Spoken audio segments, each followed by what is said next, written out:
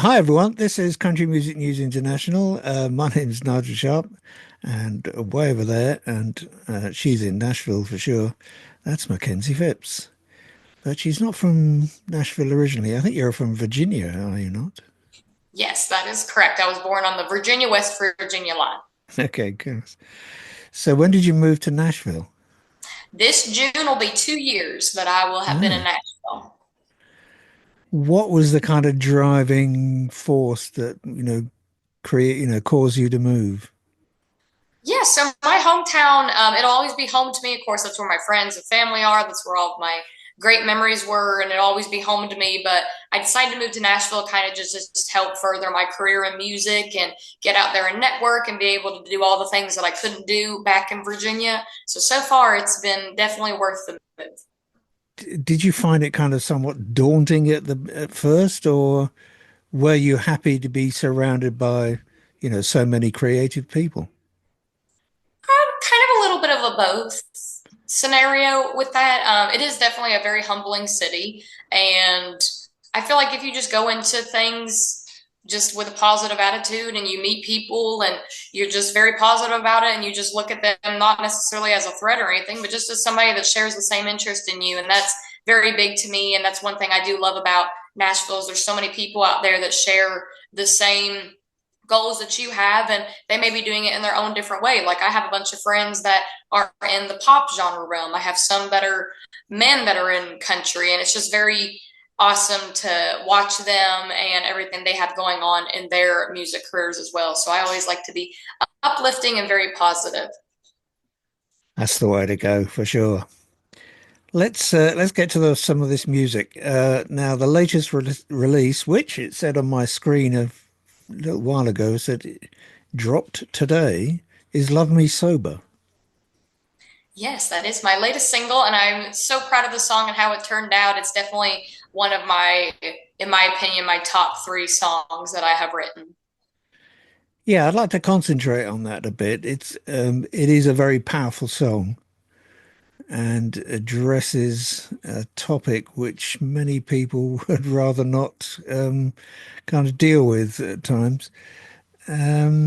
Where did that song come from? Who put it all together? Were you the writer, or was it a collaboration? Yes, so I was the majority writer on it. This is one of my songs. I did have Shane help me with a couple of wording. I always say that the song is basically like 95% of my material, and he helped with that last minute 5%.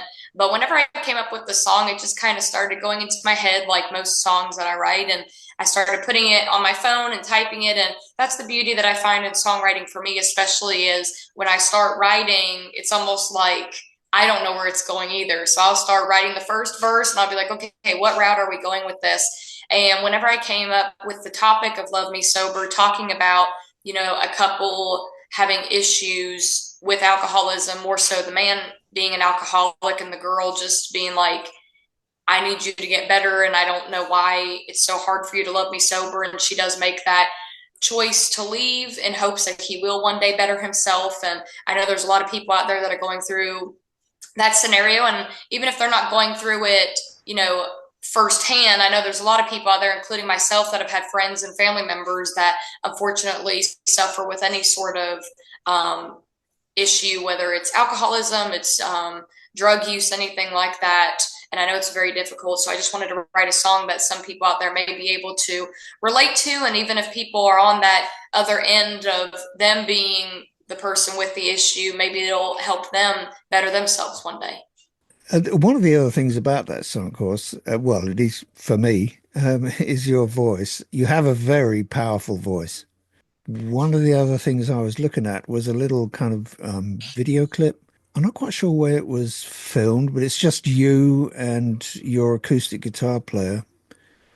And so we've got two acoustic guitars and your voice. And it doesn't really need anything else because when your voice takes off, when you go into that kind of slightly higher register and you really kind of, open up your lungs, as it were. And that's a very powerful weapon you've got there. Where did that voice start off? Where did you, or when did you start singing? Oh my gosh, I started singing when I was 4. And that was kind of the saying that my hometown had for me, especially people that had seen me start singing at such a young age, was I was always the little girl with the big voice.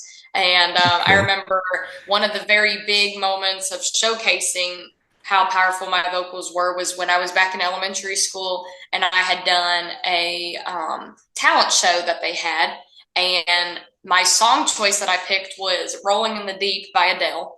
And Okay. I was about 9 at the time, and that's when I chose to do that song. If my memory serves me correct, I was around that age, but I chose to do that song for the talent competition, and that's when everybody was like, "Oh my gosh, like this girl's got a really loud voice." But over the years, especially, I've always had a very strong voice, a very powerful voice, and I've never had a vocal lesson in regards to teaching myself how to sing. I just always knew Mm. pitch. I always knew how to sing. But as I got older and I started recording more in the studio, I did work with some vocal coaches to help with kind of balancing the loudness of my voice Yeah. because how they had worded it. My producer at the time, he was talking about, you sing really soft for the people in the front of the pews and you sing very loud for the people all the way in the back. But we need to kind of focus on that middle pew range. So that's kind of what helped me with the vocal coach get it more balanced and more controlled. And I feel like now I'm just able to go on all different volume spectrums. Yeah. So I'm very fortunate for the voice the Lord gave me. Anyway, coming back to Love Me Sober, is this part of a kind of long-term project or is it just a individual single release? So it's just an individual single.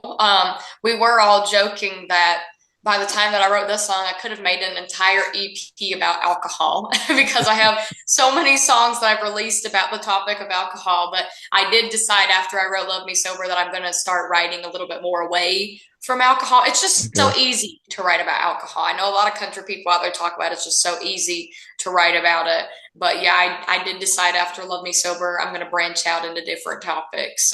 But yeah, it is just a single. Yeah, so with your gigs coming up, as you said, starting this evening, um, do you have a lot of live work lined up? Are you Yes, kind of planning to tour at all?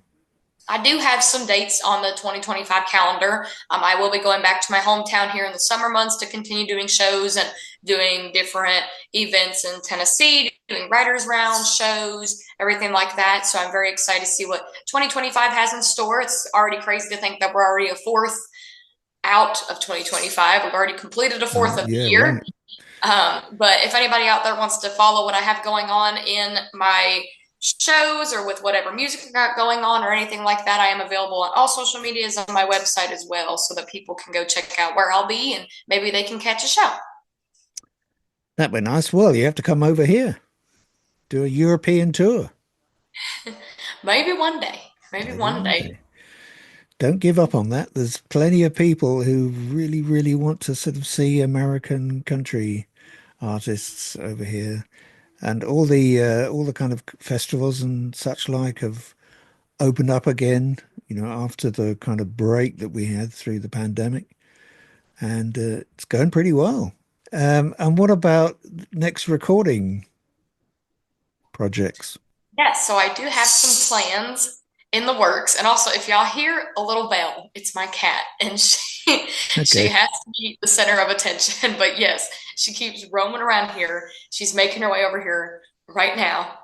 But Yeah. yes, I do have plans in the future to keep recording new music and writing new songs and getting my music out there. I do have some plans in the works that everybody will have to just stay tuned here within the next few months to find out what I got going on. But I'm very excited to see what is happening. So I'm going to wrap this up because I've got another interview to do. Good. So we're going to say, first of all, thanks very much for taking the time to speak to us. We really appreciate that. And Yes. Thank you so come much for talking with me. come and visit anytime you like. I definitely will. I thank you so much again for taking the time out of your busy day to speak to me. Okay, I'll say goodbye. Bye. Bye.